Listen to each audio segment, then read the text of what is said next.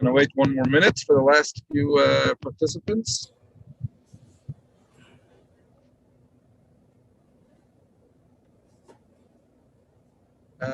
Hello, Kent. Hello, Kat. Hello, Stephen. Hello, Rabbi. Thank Claire. you. Hello, David. Rabbi.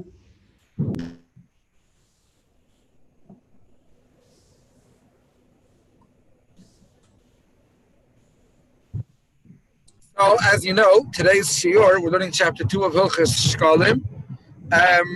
On the surface, one would say the mitzvah doesn't exist in the literal sense. In other words, the collection that goes towards the Beis HaMikdash isn't there. But you're probably familiar with the long-standing Jewish custom that Erev Purim,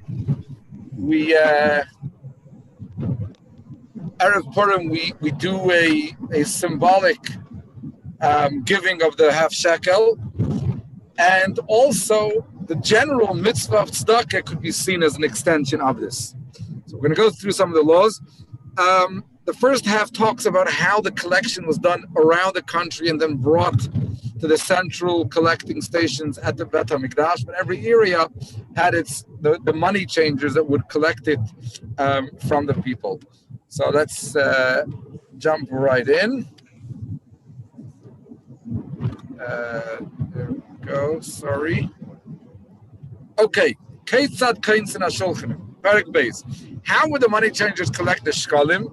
In each and every city, they possession 2 chests before them. The bottom of the chests were wide and the tabs narrow like a shafer, so that the money could be deposited but not removed easily. Why do they have 2 chests? One to deposit the half shkalim of the present year, one to deposit the half shkalim of the previous year, for the collector to demand payment from the people who did not give in the previous year. And what you're going to see later is that it was important that the monies did not get mixed up because they were used for different purposes. Base. In the temple, there were always 13 chests, each chest shaped like a shafer.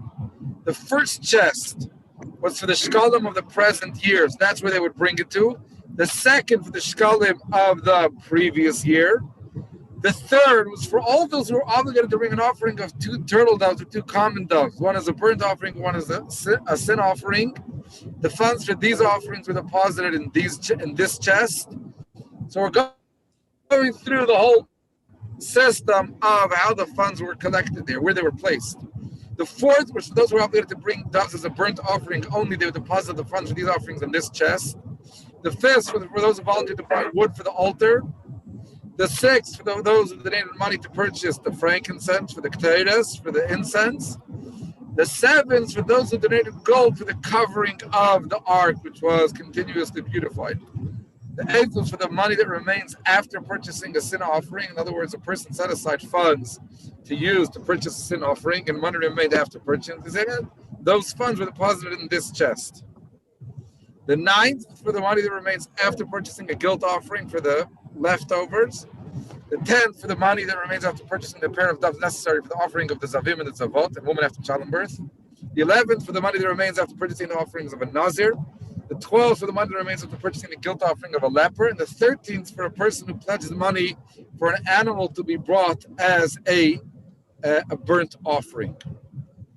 Now, the purpose, halacha gimel, the shem kol davar, the purpose for each category for which the funds in the chest were used was written on the outside of the chest. The court stipulated that all the monies that remained after the purchase of the sacrifices for which they were designated should be used to offer animals as burnt offerings. Okay, so that's what the excess funds would be used for. It thus follows that all the funds in the latter 6 chests were used to purchase animals for burnt offering. Their hides belonged to the priests, as did the hides of the other burnt offerings. In other words, the valuable skins. And all the funds in the 3rd chest were to be used to purchase doves, half of them burnt offerings and half of them sin offerings. And all the funds in the 4th chest were to be used to purchase doves to be sacrificed as burnt offerings. So the Rambam is giving us here, obviously, a broader view of the funds collected for the Beis HaMikdash over and above just the shkalim. When the shkalim were collected from each shekel, so again, it's a half of a silver coin, they were sent to the temple with emissaries. They might be exchanged for golden dinarim so that they would not become a burden on the journey, and all the funds were amassed in the temple. In other words, obviously gold having a higher value was easier to transport. It was a smaller weight. They were placed in one of the chambers of the temple. All the doors to the chamber were closed in a lock and key, and they were covered with seals. And all the shkalim that were collected there were stored in 3 large baskets. Each of the baskets were large enough to contain 9 sa'an. The remainder of the money was left in the chamber. So the money in these baskets were referred to as what? This was the Trumas Halishka, the funds of the chamber that were set aside. And this was a collective reference to all of that. The funds that remained besides the funds were referred to as the Shiari Halishka, in other words, the remainder within the chamber. Any questions thus far? Okay. Now we're going to talk about when it was done. On 3 occasions, when the money was used. On 3 occasions during the year, funds were taken from this chamber. On the Chodesh Nisan, on either the day before or the day after the festival of Chodesh, and 15 days before Shavuot. How was the money set aside? Remember, the Beit HaMikdash was very transparent in the use of funds. So one person entered the chamber while the guards stand outside. He asked them, should I set aside the funds? They answered him, set them aside, set them aside, set them aside, repeating the answer 3 times. Now, why was this done? Because obviously to raise the level of consciousness around the dispensation of these funds. Just yesterday we were learning in the 3-chapter cycle, the laws of Yom Kippur, where you would reference different traditions 3 times to override any concern of this having Sadducee influence. So the 3 times is sort of an emphasis. The person then filled 3 smaller baskets, each containing 3 sar from the funds in the 3 large baskets. He took the money outside to use it until it was depleted. So from the 3 big baskets, that was the storage sort of account, and the smaller baskets is where the money was collected to be used later on a regular basis. Afterwards, he returned and refilled the 3 small baskets from the 3 large baskets a second time before Shavuot, and the money was then used again until it was depleted. In Tishrei, he returned a 3rd time, filled the 3 small baskets from the 3 large baskets, and used the funds until they were exhausted, or until the Chodesh Nisan.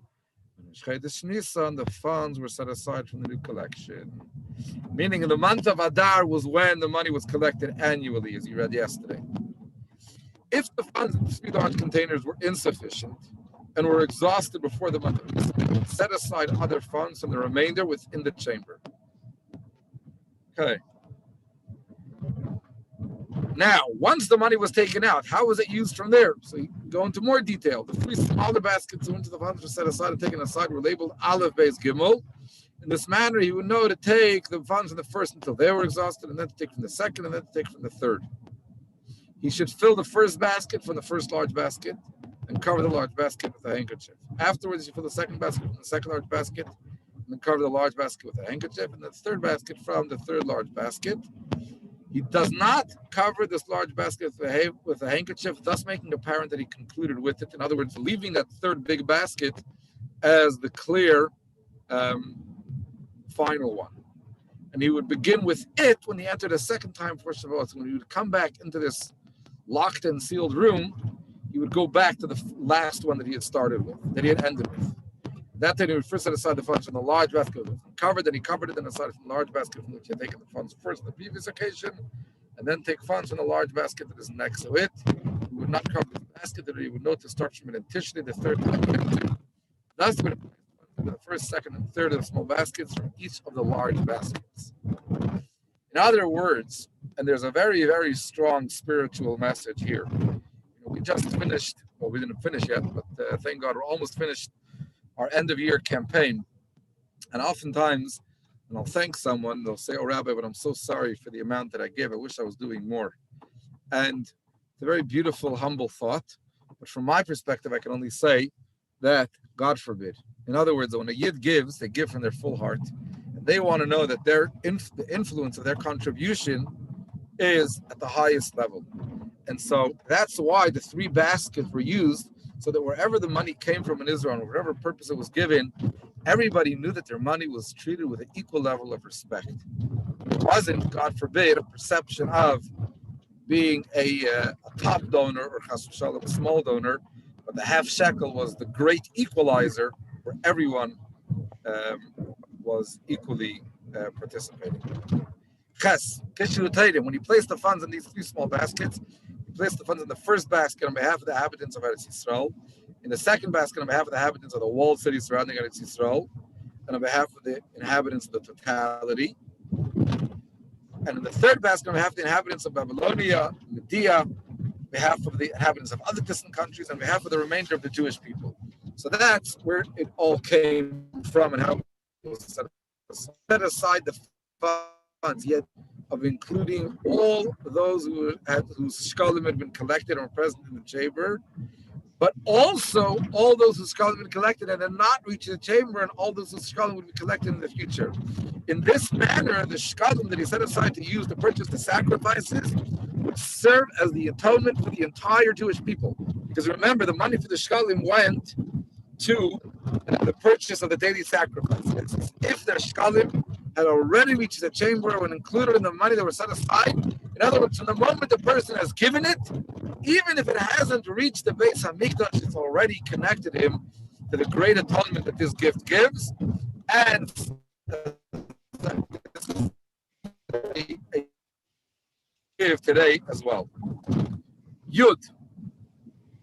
When the person entered to set aside the funds, he should not enter wearing a garment in which he could hide money, nor wearing shoes or sandals, nor wearing tefillin or an amulet, lest the people suspect that he had hid funds in the chamber underneath them when he set aside the funds. They would talk to him continuously from the time he entered until the time he departed, so that he could not place a coin in his mouth. Right? Even though all these safeguards were taken, a poor person or someone who craved money should not be appointed to set aside his funds. In this way, the matter will not arouse suspicion, thus fulfilling the advice, you shall be blameless before God and before Israel. In other words, that when it comes to transparency and the respect that we need to put on the way we spend these funds, it's not only about the truth, but it's also about perception. You know, we had our AGM a few weeks ago. During the course of the AGM, I spoke as director of the organization, and I explained some of the details of the finance. Somebody, a close friend,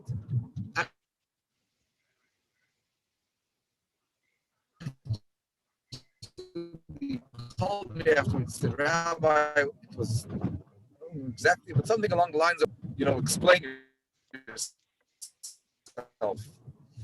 And what I pointed out to him was that it wasn't embarrassing for me at all, but you're also working in an environment of community funds, and the transparency around that, not to give anyone a reason to question. What's your PIN number again? No, the other number. It's something that Moshe Rabbeinu did.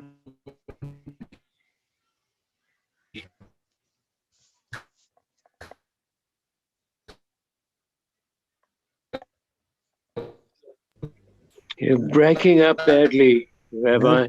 That's a question.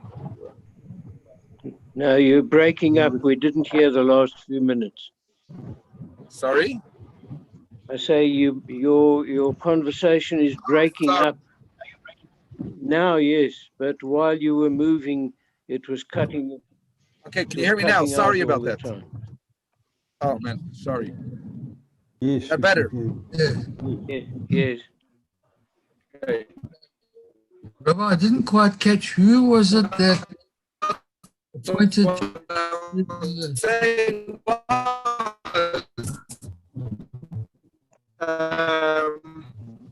that yeah. What's that?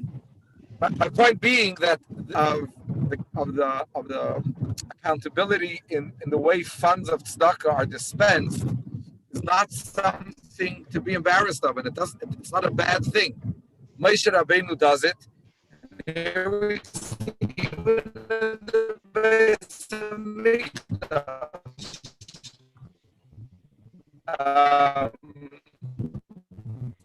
That they were so careful not being dispensed properly. Questions? All good. Okay, have a beautiful Shabbos, everyone. And we'll be in touch. Thanks for the shiur. Thank you, Rabbi. Thank you, Rabbi.